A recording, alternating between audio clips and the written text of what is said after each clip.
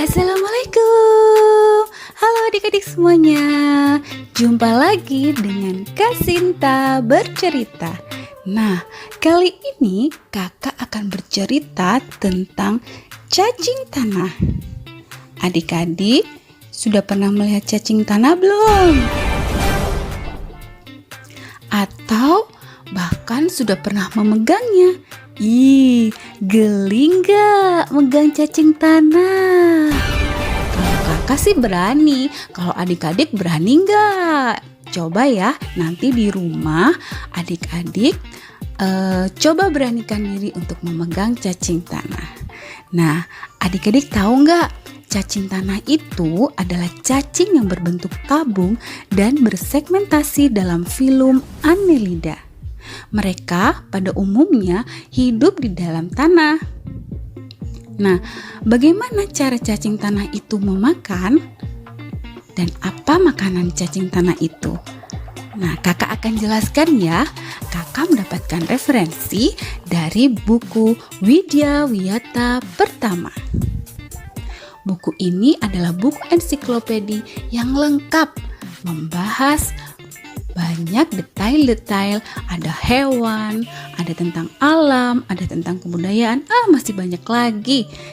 Khusus kali ini kakak akan bercerita tentang cacing tanah. Cacing tanah memakan tanah. Pada tanah yang dimakan itu banyak tercampur daun mati dan binatang yang sangat kecil. Tanah itu melewati tubuh cacing, lalu keluar lagi ke tanah. Dengan cara ini, tanah menjadi lebih baik bagi tanaman. Cacing juga memasukkan udara ke dalam tanah, sehingga tanah menjadi subur. Karena itulah cacing sangat disukai oleh petani.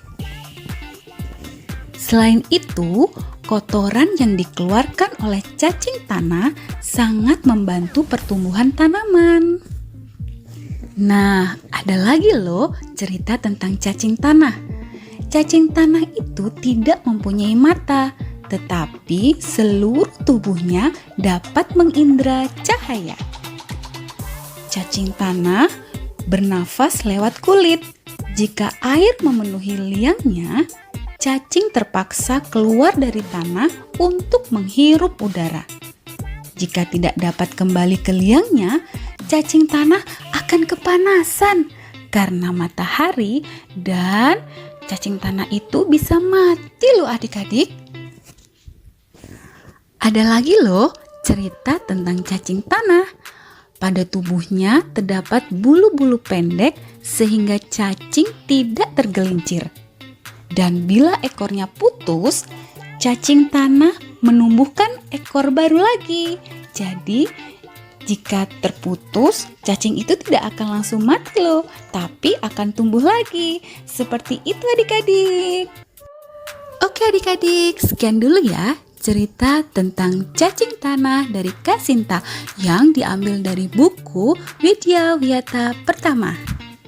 Adik-adik, jangan lupa ya, tetap semangat belajar dan tetap semangat membaca.